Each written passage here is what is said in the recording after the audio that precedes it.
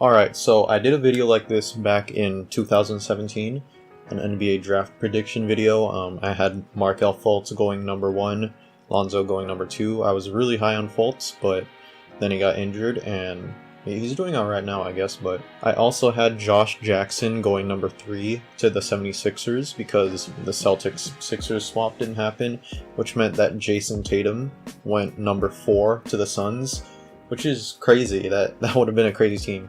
In that video, I also said that the Warriors wouldn't be a draft lottery team anytime soon, but here we are, 2021, Warriors' second year in the lottery, and this time we have 2 picks.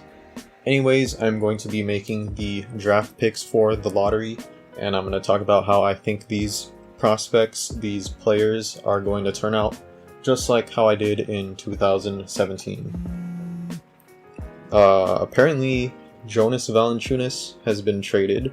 It involved the number 10 pick, so the Grizzlies now have the number 10 pick. This is the trade right here. Jonas Valanciunas, 17th pick from the Grizzlies. They're getting the number 10 pick, Steven Adams, Bledsoe, Lakers pick next year. I don't really know how to feel about this trade, but Pelicans do get a lot better with Jonas Valanciunas. I think the Grizzlies still pick who I think they're going to pick. Alright, so yeah, we're going to get on with this draft right here. Number 1 pick, Detroit Pistons. I think this choice is kind of pretty obvious. Cade Cunningham, 6'8" point guard. Tall point guard, can shoot, he can dribble, he can defend pretty well. He's already getting double teamed in college, and he can already act out of that. So you send a double team at Cade, he can either pass it out and get a open look for that person, or he can just run straight through them, finish, pass it out. This dude can do it all. I think Cade Cunningham is going to end up being like Ben Simmons, with an actual jumper and with confidence to shoot and score like 20 plus points per game, maybe get something like 7-8 assists. Yeah, this dude's a stud. Cade Cunningham, Detroit Pistons, they are going to be very decent in the future with Cade Cunningham. Oh, unless we have another Markelle Fultz situation. I'm hoping that doesn't happen to anyone ever again, but I don't think it will. Number 2 pick, Houston Rockets. I have them selecting Jalen Green right here. 2K has him as Dwayne Wade. I did initially always have Evan Mobley going here to the Houston Rockets, but as of recent, I think they're going with Jalen Green, just because he has ultimate potential to become like a godly scorer. He's super athletic, he can dunk, he can score on anyone. He's also half Filipino, so I think that will vibe well in Houston, so there's that. I remember back in like 2K18 or 2K19, people were calling the 2021 draft the Jalen Green class because they were comparing him to Kobe Bryant, and honestly, I think Jalen Green could get to that young Froby kind of level, you know, scoring 20 plus points per game in his second year, all-star all the time. Houston Rockets got them a hooper with Jalen Green right here from the G League. By the way, these are all just predictions. If any of these are completely wrong, like 3-4 years down the line, I can look back on it and laugh. But here we have the Cavs. Cavs, they're likely to trade this pick. I'm not sure who they're going to trade it for, but if they do not, I think they're going to go ahead and pick Evan Mobley right here from USC. He really reminds me of Wiseman on offense, but he's a bit better on defense, admittedly. You know, I know Wiseman didn't have the greatest year, just because he had so little experience going into the Warriors system and just a bunch of pressure on him. Got injured a lot, and yeah, but I think Mobley could be kind of like a prime Christian Wood type of player. I'm not sure what that really means, but Evan Mobley, he can shoot a bit, score inside, has good defense, has potential to be able to switch onto quicker guards and forwards, which is what you need in the NBA. So yeah, Evan Mobley, number 3 pick to the Cleveland Cavaliers. Alright, next up we got the Toronto Raptors. Not really sure how they got into this situation, but they are in a very good situation. Able to draft Jalen Suggs, which I have them taking. Yeah, Jalen Suggs, he can do it all on offense. Perfect fit for the Raptors in my opinion. Kyle Lowry is likely to be signed and traded, maybe to a team like the Heat, Sixers, and even the Lakers. I don't know. I know that they've got a lot of guards. They've got Gary Trent Jr., they have Fred VanVleet, but I think you can just stick Suggs in there back in the Kyle Lowry position, and yeah, this guy's a winner. He has playmaking, he has defense. Perfect Kyle Lowry replacement for the Raptors right there. I think the Raptors could get back to competing for the Eastern Conference Finals like as soon as this season, honestly, with Jalen Suggs. Alright, number 5, Orlando Magic. Some rumors about trading up or trading both of these picks, because they have 5 and 8, but I have them taking Warriors Twitter's worst nightmare, Jonathan Kuminga, right here from the G League. Honestly, for me, I've been really high on Jonathan Kuminga ever since I saw him scoring a bunch in the G League, but then I researched more, watched the tape, looked at the efficiency, and I was like, he's alright, I guess, but I do remember sometime around February, some people had him as like the second pick in the draft after Cade Cunningham.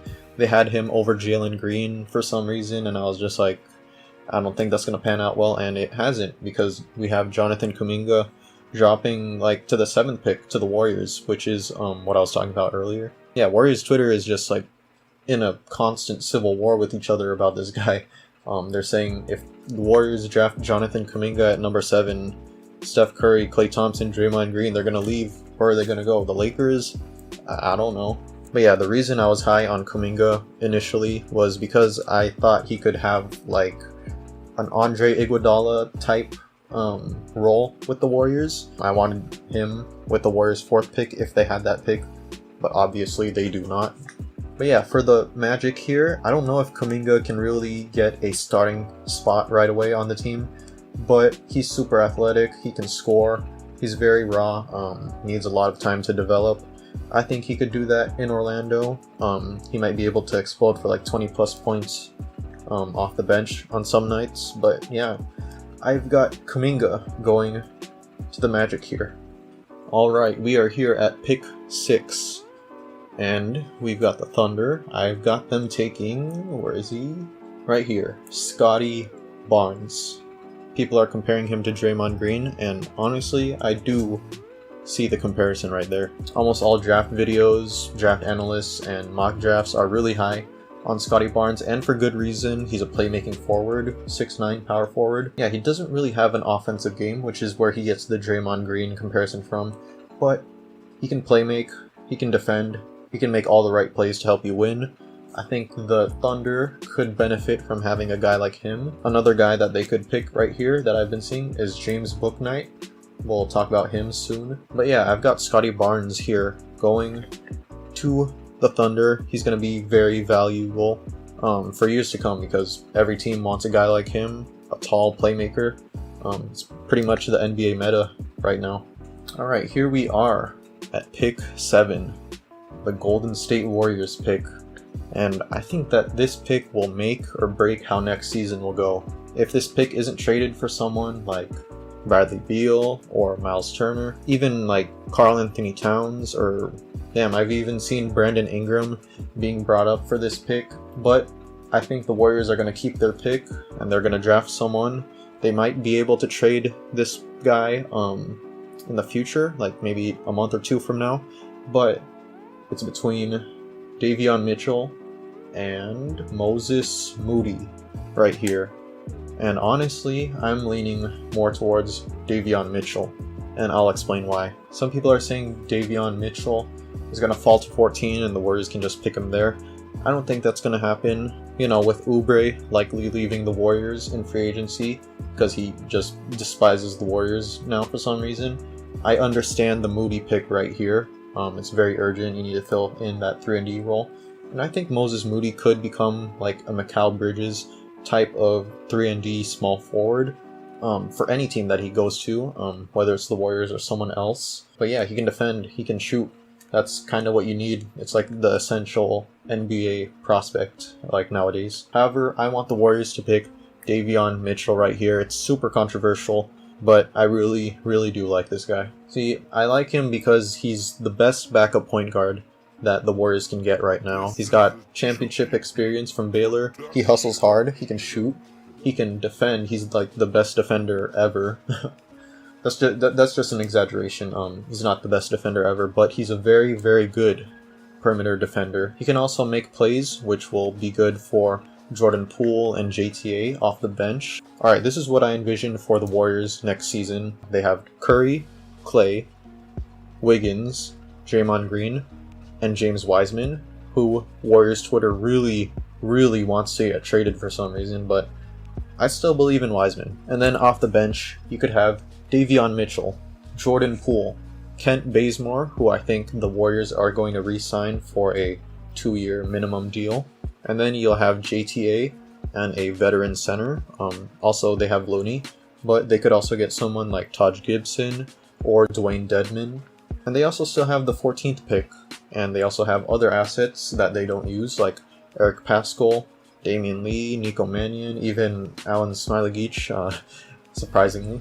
But yeah, they can trade those guys, or they can just keep them for a super deep bench, kind of like 2015. But yeah, the Warriors have a lot of options here, but me, personally, I want Davion Mitchell just to have that hustle off the bench along with JTA. And whether this pick becomes Davion Mitchell, Moses Moody, Jonathan Kuminga, Bradley Beal, Miles Turner, whoever it is, I'm really excited for the coming days because the draft is in 3 days. Yeah. Alright, right here we have the Magic picking again at number 8. And I've got them taking James Bouknight.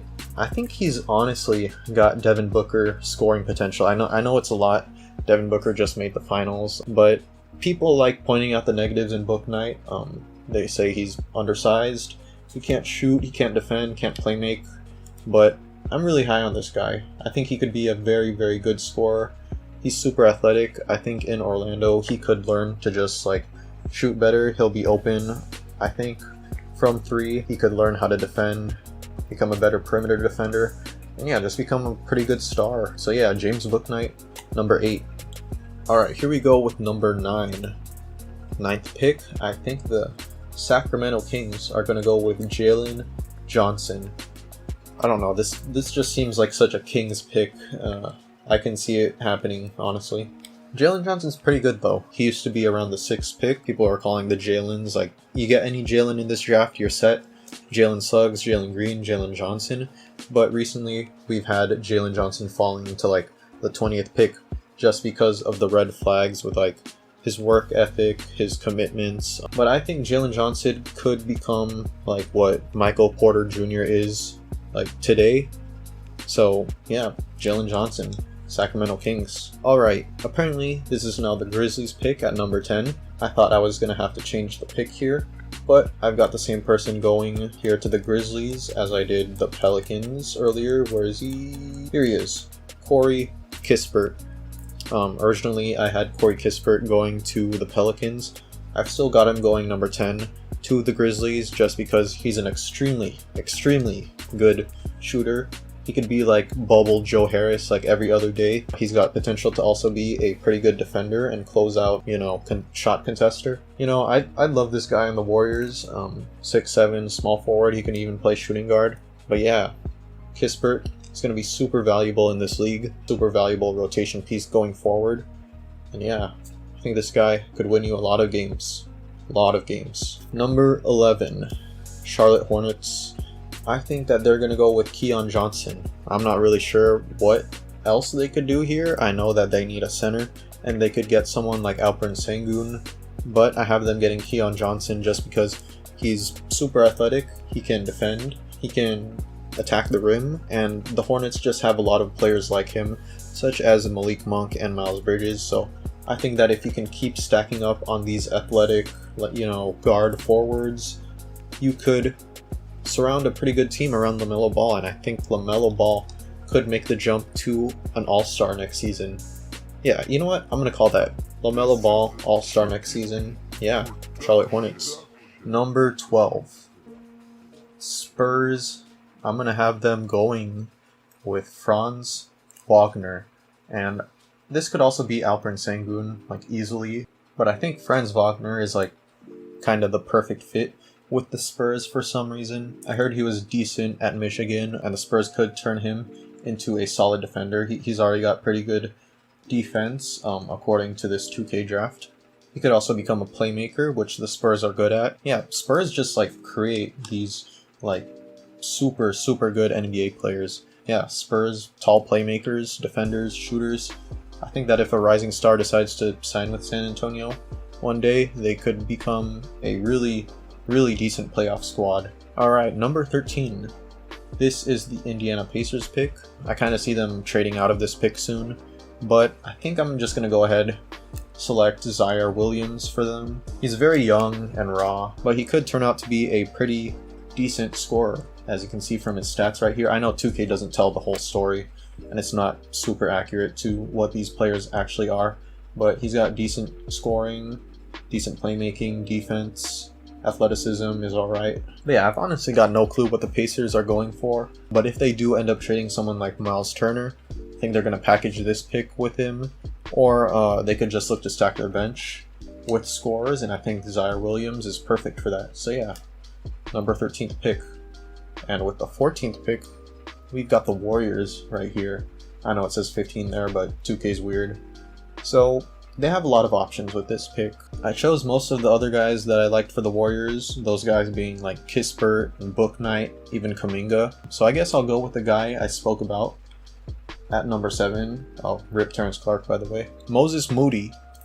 I think if he falls here to pick 14, Warriors have to take this guy.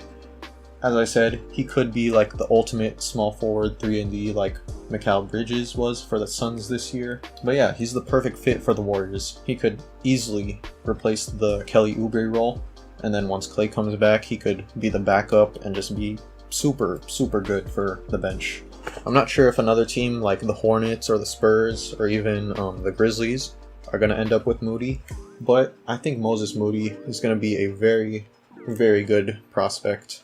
Oh, one more thing. Over on Warriors Twitter, I've seen people comparing the Moses Moody and Davion Mitchell situation to the 49ers media wanting Mac Jones over guys like Trey Lance and Justin Fields in the NFL, and I just thought that was really funny. There's like no correlation at all, because Davion Mitchell, I think he's going to be extremely solid. But yeah, that was interesting. But in general, I think the Warriors should get a shooter with this pick if they don't trade it, and that shooter is Moses Moody. They've also got guys like Chris Duarte and Trey Murphy. They could even get someone like Josh Giddey. I don't know what they're really going to try to go for, but I like Moses Moody with this pick a lot. No longer will the Warriors have to play like 8-man lineups in March due to injuries and protocols, hopefully, but they could have a 3-and-D hustle type of identity off their bench with JTA, with Davion Mitchell, Jordan Poole, and Moses Moody, and whoever the veteran center or veteran wing they get is, whether that's someone like, who was I talking about, Taj Gibson. I think he'd fit well with the Warriors. Or they could just keep Looney and like do something else. I don't know. I've been talking a lot. If the Bradley Beal talks with the Warriors do end up happening and Bradley Beal is a Warrior, like in a few days, I guess I'd be fine with it, as long as some other veteran wings and bigs come along in free agency, because we never got to see how Curry, D'Lo, and Klay would have worked out back in late 2019. So yeah, with someone like Beal, a 30-point per game scorer, it would be super, super interesting. But if the Warriors were to keep their picks, I got them taking Davion Mitchell and Moses Moody. So yeah, here is my NBA mock draft. Here you go, list of them. Not full mock draft, but lottery mock draft. Other guys who could easily go in this lottery are Josh Giddey right here, who I think kind of has LaMelo Ball potential as a 6'8" point guard. We've also got Alperen Sengun right here. He could possibly become like a nerfed version of Nikola Jokic. I know that sounds bad, but really when you think about it, it's not as bad. Nikola Jokic is a god. Also, Usman Garuba, I think he could end up being like a Kenneth Faried type player that can just score for you, get rebounds, defend the post. Kai Jones right here could also go in the lottery. He reminds me of Jackson Hayes, and apparently he's got a B 3-point shot in 2K.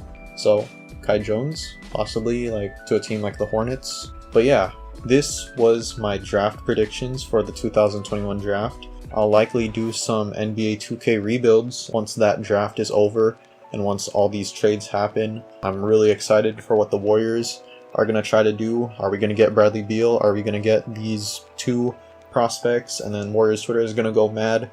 I don't know, but it's going to be fun. Hopefully in a few years I can be like, hey, I was right about that guy. He's really good. And yeah, that's about it for me. NBA 2K draft predictions.